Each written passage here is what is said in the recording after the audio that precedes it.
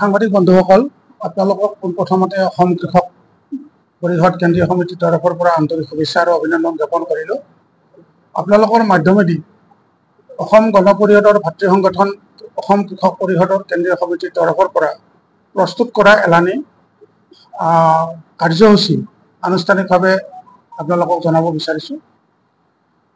আমি ইতিমধ্যে অসম কৃষক পৰিষদৰ কেন্দ্ৰীয় সমিতিৰ তৰফৰ পৰা অসমৰ ৬০টা সমষ্টিত কৃষকৰ পদূলিত কৃষক পৰিষদ এই কাৰ্যসূচী আমি ৰূপায়ণ কৰিছিলোঁ। আমি প্ৰায় ৫০,০০০ কৃষকৰ ওচৰলৈ আমি যাবলৈ সক্ষম হৈছিলোঁ আৰু ইতিমধ্যে ২৫,০০০ দায়বদ্ধ কৃষক আমি সৃষ্টি কৰিব পাৰিছোঁ। আপোনালোকক জনাবলৈ পাই আমি সুখী হৈছোঁ। যোৱা বছৰ প্ৰধানমন্ত্ৰী মৎস্য সম্পদ যোজনাৰ অধীনত কেন্দ্ৰীয় চৰকাৰ আৰু ৰাজ্য চৰকাৰৰ ৰাজ সাহায্যত মীন পালন আৰু মীন পালনৰ লগত সংগতি থকা কৃষক আমি বিনামূলীয়াকৈ ৫ লাখ টকাৰ বীমাকৰণ কৰিবলৈ সক্ষম হৈছোঁ।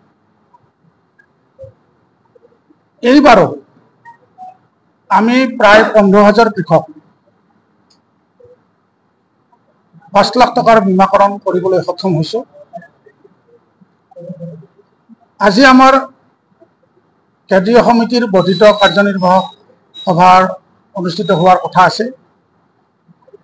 কৃষকৰ অনুৰোধ মৰ্মে যিহেতু ধৰালৈ বৰষুণ নামি আহিছে, কৃষক কৃষি কৰ্মত আত্মনিয়োগ কৰিছে, আমি আমাৰ সভা আনুষ্ঠানিকভাৱে আজি স্থগিত ৰাখিছোঁ। কেন্দ্ৰীয় সমিতিয়ে চিন্তা কৰিছোঁ, প্ৰয়াস কৰিছোঁ, প্ৰথম পৰ্যায়ত ২৫টা সমষ্টিত আমি আমাৰ সাংগঠনিক অভিযান তীব্ৰতৰ কৰি তোলাৰ কাৰণে চিন্তা কৰিছোঁ।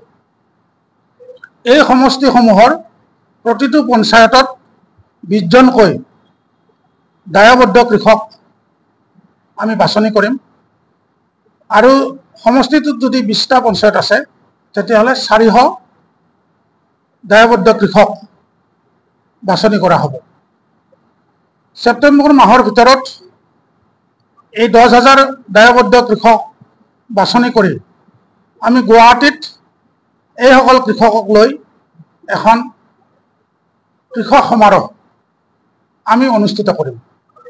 নিশ্চিতভাৱে অসম কৃষক পৰিষদৰ সাংগঠনিক ভেটি সুদৃঢ় কৰাৰ ক্ষেত্ৰত এই কাৰ্যসূচীয়ে আমাক সহায় কৰিব।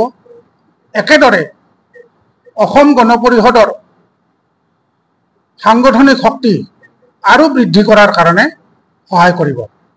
আপোনালোকৰ মাধ্যমেদি মই অসম গণ পৰিষদৰ সকলো সতীৰ্থ বৃহৎ পৰিয়ালৰ সকলো সদস্যলৈ অনুৰোধ জনাইছোঁ যে আদৰ্শগতভাৱে জন্ম হোৱা দল অসম গণ পৰিষদ, অসম গণ পৰিষদৰ প্ৰতিজন সতীৰ্থ আৰু প্ৰতিজন বিষয়ববীয়া খুব সহনশীল,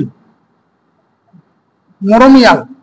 কিবা অভাৱ অভিযোগ থাকিলে আৰু নিশ্চিতভাৱে ক'ৰবাত মনৰ বেদনা থাকিব পাৰে, এই ক্ষেত্ৰত লিখিতভাৱে বা দলীয় শৃংখলাবদ্ধতাৰ মাজেৰে দলৰ সভাপতি, কাৰ্যকৰী সভাপতি বা কেন্দ্ৰীয় নেতৃত্ববৃন্দক অৱগত কৰিলে আপোনালোকৰ বেছি লাভ হ'ব। আমি আপোনালোকক জনাব পাৰোঁ যে ইতিমধ্যে মাননীয় সভাপতি অতুল বৰা ডাঙৰীয়া আৰু কাৰ্যকৰী সভাপতি কেশৱ মহন্ত ডাঙৰীয়াৰ যৌথ প্ৰচেষ্টাত ৰাইজে বিচৰা ধৰণে অসম গণ পৰিষদক এক নতুন মাত্ৰা দিবলৈ সক্ষম হৈছে। ৰাইজে আঞ্চলিকতাবাদ বিচাৰিছে, অসমৰ ৰাইজ সুৰক্ষিত হোৱাটো বিচাৰিছে আৰু আমিও ৰাইজক যাতে আমি সুৰক্ষিত ভৱিষ্যত নিশ্চিত কৰিব পাৰোঁ, তাৰ কাৰণে আমি সকলো সময়তে সকলো দিনতে কাম কৰি যোৱাৰ আমি সংকল্প গ্ৰহণ কৰিছোঁ।